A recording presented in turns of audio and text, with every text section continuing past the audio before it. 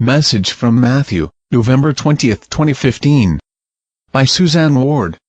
Website, matthewbooks.com.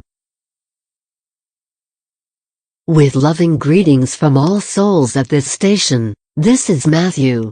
As some in the Illuminati ranks are being arrested or ousted from influential positions and others are abandoning ship, the hardliners are digging in their heels where they still have some leverage. Most noticeable is what their international drug trade funds, CIA and Mossad Black Ops activities, which include downing the Russian plane, and ISIS, the source of the recent massacre in Paris. Because the public at large isn't aware that the Illuminati even exist, there is no understanding that they act independently of their country's governments in planning and carrying out acts of violence. Thus finger-pointing is at the United States, home of the CIA, or Israel, which is thought of as a Zionist homeland.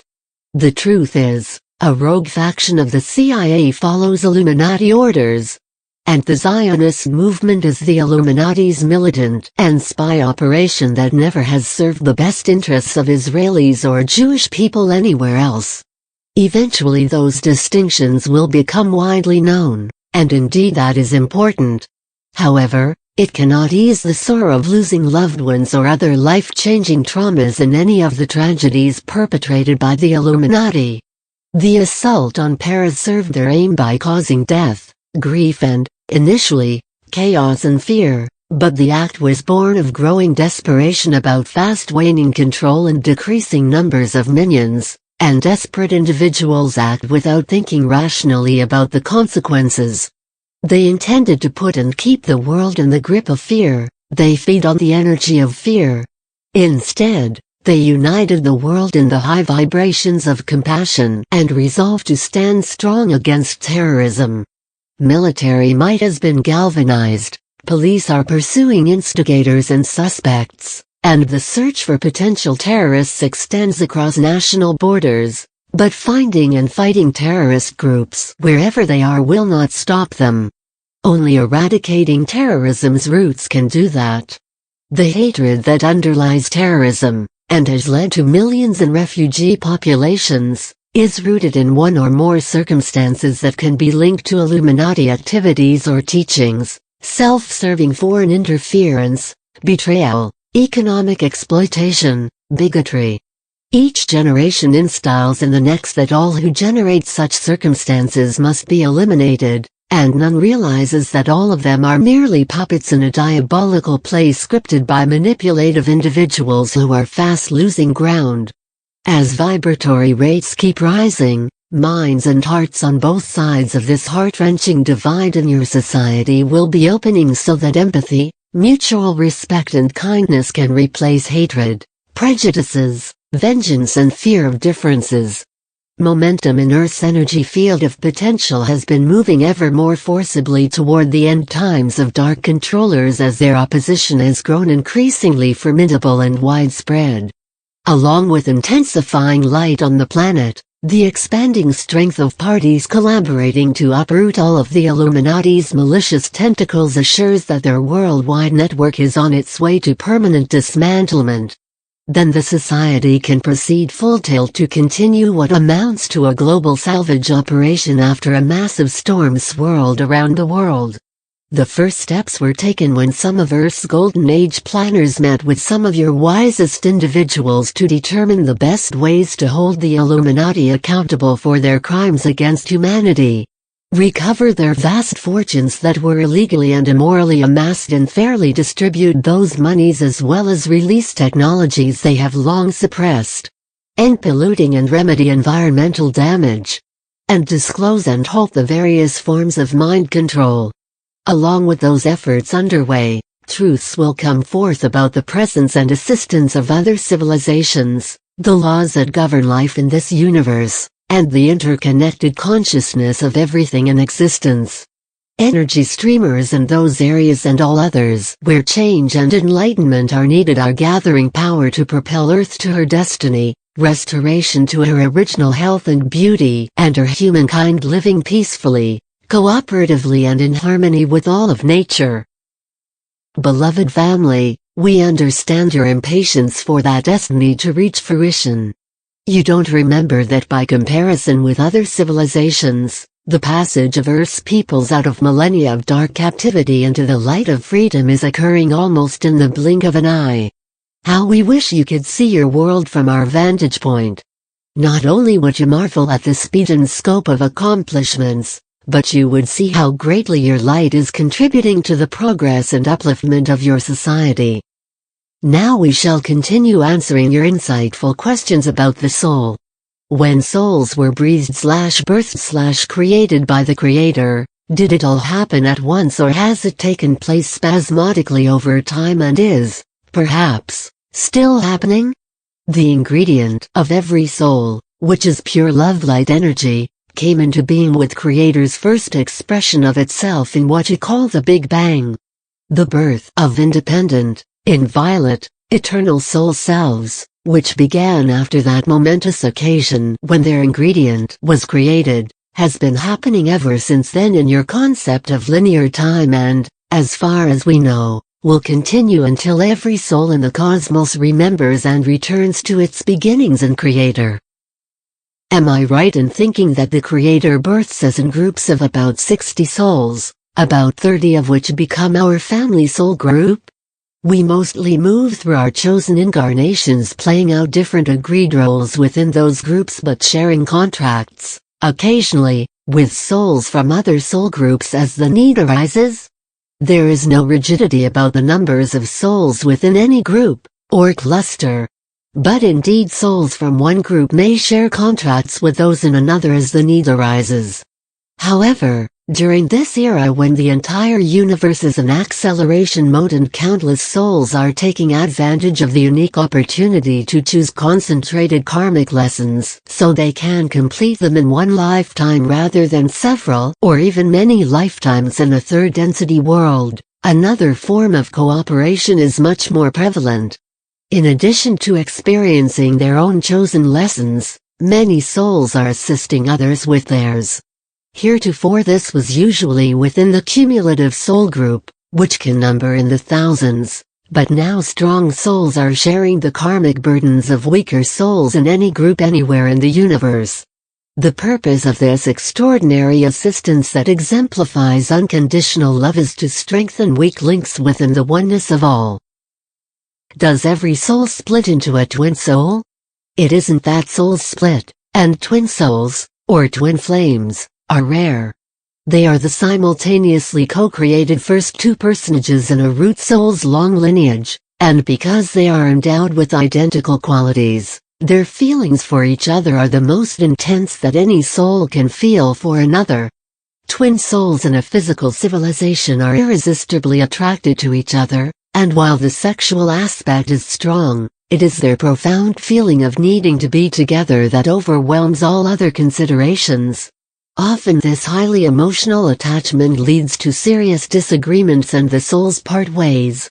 In a spirit world, the twins are equally attracted to each other but without physicality's smothering love. And however far apart the two may be in the universe, their bond enables joyous telepathic communication and sublime feelings about a shared beginning in pure love. It sounds as if soul contract flexibility means that even if people don't follow their contracts, they still evolve. How is this fair to people who do live according to their contracts? Flexibility doesn't pertain to conscious decisions that are contrary to contract provisions, but to the ways whereby provisions may be experienced. Say, for example, that the choice is to leave this lifetime suddenly at age 25 in a vehicle crash. Shortly before reaching that age, the person is skiing and gets buried deeply in snow when an avalanche roars down the mountain. Or, a few weeks after celebrating the 25th birthday, the person is hiking in the woods and fatally hit by a hunter's stray bullet. Either of those possibilities would serve the same purpose as a contract choice. That is a dramatic example, to be sure, but flexibility applies to any provision, perhaps a job, residence location, financial investment or special event, that offers the same karmic lessons and the same growth potential to all souls in the pre-birth agreement. Matthew said, "A person's etheric body and lifetime memories enter nirvana." What happens to people with dementia who lost their memory? Dementia creates layers of forgetfulness around a person's memory bank, the repository of all memories throughout the lifetime. After personalized healing in nirvana, where the layers are gently removed, all memory is restored, including the stages of losing it. When a soul in the tiny orb part of nirvana accepts the light, is that what Christians call redemption? No, at least not knowledgeably. Christian teachings about redemption are akin to a person gaining God's forgiveness by repenting for having lived wickedly according to religious concepts of sin and judgment day. A soul that absorbs enough light to embody and start evolution anew is in accordance with universal laws that people steeped in religious dogma most likely don't know exist. I know a child who fits what I've heard about souls born bad. Why would a soul choose this? There is no such thing as a soul born bad. The composition of every soul is pure love light energy.